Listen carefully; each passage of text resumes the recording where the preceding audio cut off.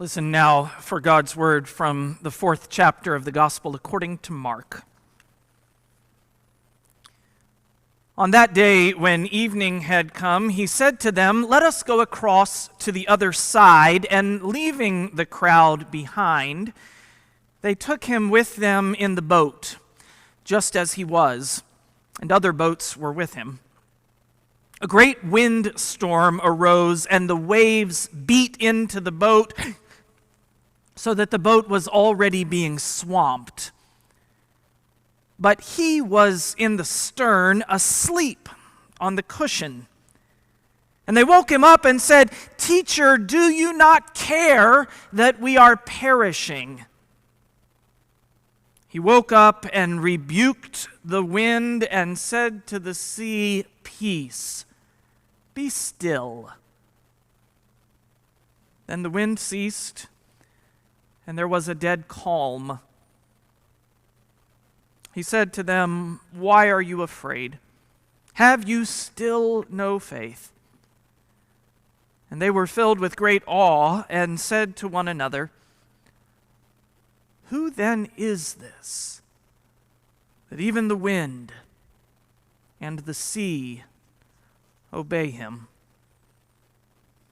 This is the word of the Lord. So the entire book contains a grand total of 338 words. And yet I'd submit it describes human nature and imagination in a way that transcends generations and conveys profound meaning. Don't you wish your preacher could be so succinctly wise? 338 words. I'm speaking of the late Maurice Sendak's book, Where the Wild Things Are, first published in 1963. I must have requested that book be read at bedtime over 1,000 times, and now cherish the opportunity to read it to my own sons. One of the great gifts of this alleged children's story is its honest, relatable depiction of fear. Sendak vividly illustrates the terrors of childhood as wild things, monsters, living in a land created in the imagination of Max, a young boy sent to his room for causing general mischief and specifically tormenting the family dog. When Max arrives in the land of the wild things, he is greeted by this gang of monsters. They roar their terrible roars and gnash their terrible teeth and roll their terrible eyes and show their terrible claws. The wild things are embodied representations of all the anxieties and traumas of childhood. Symbols for the fears that grip us all. They are fear personified. Their name is Legion. They overwhelm us. In interviews about the book, Maurice Sendak consistently rebuffed the common suggestion that Where the Wild Things Are was too scary for children. Over and over again, the author insisted that children are fully able to understand, comprehend, and relate to fear, and that we do them a disservice when we bubble wrap their lives or explain away their worries. Fear is real, not imaginary. The wild things are real, or at least what they represent is real. But the young boy Max approaching this imaginary land in his imaginary boat is equal to the challenge. His words are concise and they appear in all caps. Be still. And before long, Max is in total control. In fact, he's made king of all the wild things, complete with crown and scepter, and this is where the plot twist occurs. Being the powerful king is an equally unnerving and fearful proposition for young Max, who becomes suddenly, all at once, homesick. We are told that the boy wanted to be somewhere where someone loved him best of all. And so Max gathers his courage and declares that he will return home. And despite the protests of the wild things, he steps into that sailboat, and soon he arrives in his own room where the dinner left by his mother is, yes, still hot.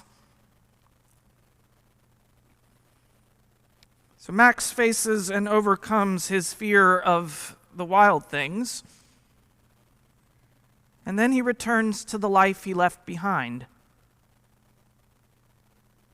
And the room, and the house, and the family, and the dog are all the same, but not Max. Max has been transformed.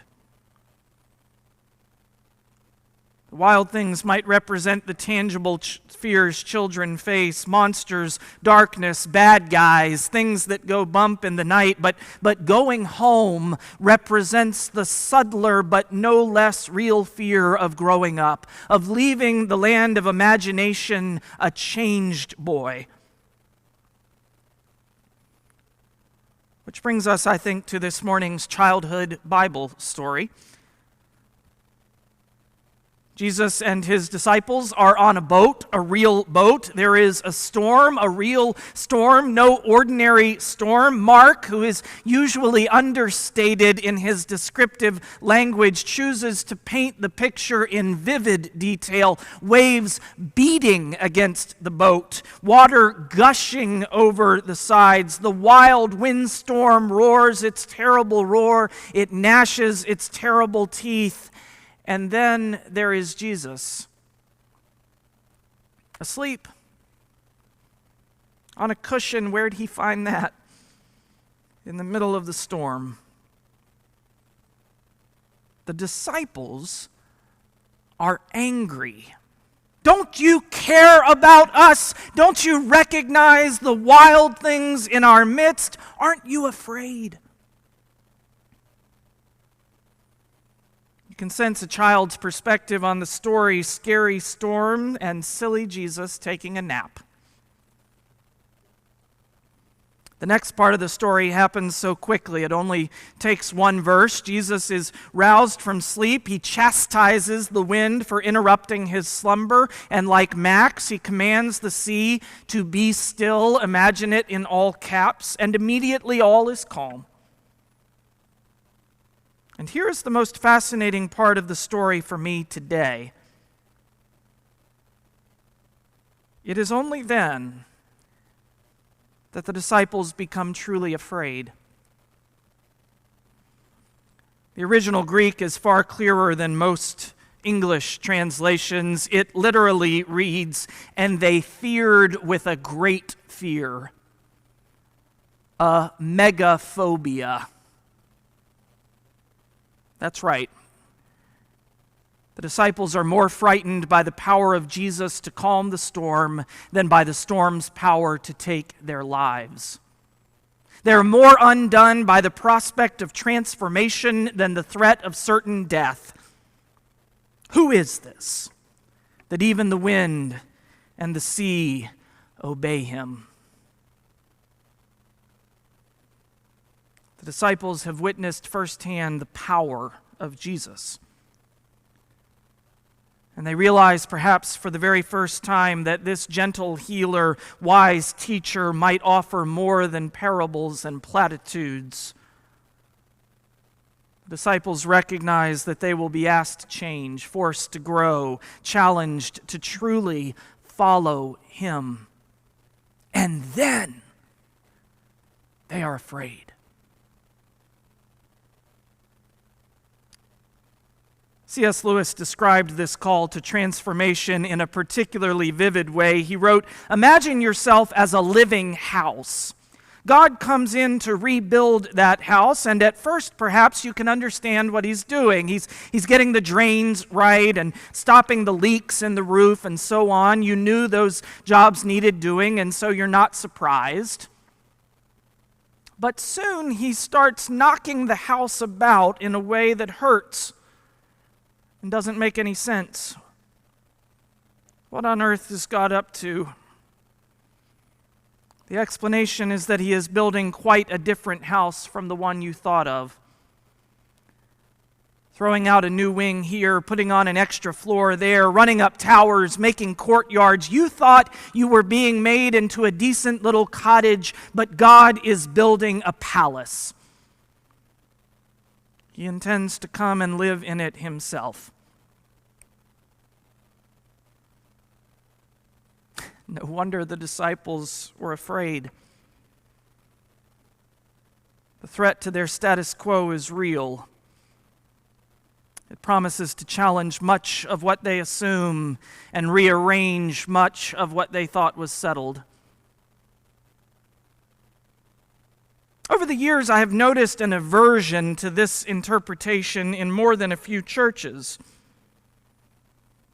Recognizing, perhaps rightly, that most of us prefer a safe, secure Jesus, they have aimed for respectability and security. They have downplayed the risk of Jesus' call and replaced it with feel-good messages designed to meet consumer demand, and who could blame them? Gone is the image of the cross. Described as an outdated or overly imposing symbol of the faith. Gone are demands for sacrifice and calls to high-cost discipleship, replaced by a theology of self-congratulation and easy success. This thinned-out message that remains goes something like this: please be a part of our church. We won't ask you to do anything, believe anything, or change in any way. We promise it's not even very serious, but we think you'll enjoy it. It's fun, come join us. Or put another way, here at our church, we've got God all figured out. We have all the answers. Come to hear how right you are and how wrong everyone else is. For the good news of our proclamation is that God is always on our side. I fear these messages are only slight exaggerations, heavy on otherworldly escapism and light on this world impact, all reward and no risk. Hard for me to reconcile with the teachings of Jesus,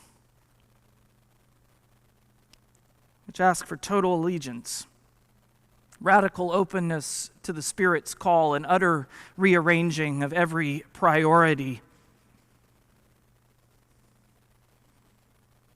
One of the reasons I am so hopeful about the future of faith in this present moment is that we have all been disrupted. So much of what is happening around us seems to be spinning out of control. The storm is raging. And we can no longer pretend to live in a world where we are king of all the wild things, completely in control of all that we survey. We've been given the invitation to change. This week, a friend called it an inflection point. We must confess that for those of us who have spent most of our lives in zones of comfort, privilege, or relative ease, this invitation may elicit a variety of reactions. Think of the disciples. First angry that Jesus would nap while they perished, then fearful that following Jesus would utterly transform them, but they followed. And so can we. We can release that fearful grip on what has been and open our hearts to genuine transformation. We can change. Indeed, this is our call. For the one who calms the storms also beckons us to the adventure of faith. You and I are called to move beyond fear into life-giving trust. You see, the Church of Jesus Christ exists not to survive another year, but to serve the God who is always ahead of us. We worship a living, moving God, not a staid, stationary institution. The power on which we depend is not our own. We are free to act with boldness and courage, to reach out and not shut down. We are invited into the audacious journey that is faithful living. And I believe we can follow the lead of our children who instinctively understand that life is an adventure, that there are wild things, that trusting God will always call us beyond the idols of stability. This is precisely what the disciples learn in this morning's story. What each of us are called to learn through the journey of life and faith. I recently heard the stated clerk of our denomination, Reverend Dr. J. Herbert Nelson, offer this analogy. He said, think about the Kool-Aid. It doesn't taste good until you stir it up a little bit. Friends, we're being stirred up now by a spirit that calls us to be the church we must be in the 21st century. Could your life use a little Holy Spirit stirring? Could our church, could our city, could our nation, could the world? I think so, I think so, I think so. So hear this, my friends in faith. The greatest risk of all, the most life-changing decision you will ever make, is to step into the boat with Jesus. The storms will come. The winds will blow and the sea will rage. The old fears will return. New fears will emerge, roaring their terrible roars and gnashing their terrible teeth. And then in the most terrifying and exhilarating moments of all, you will be called beyond the storms to new life, to transformation on another shore. Don't stay on the beach, watching the waves from a distance. You were meant for more than that. This moment asks more of you than that.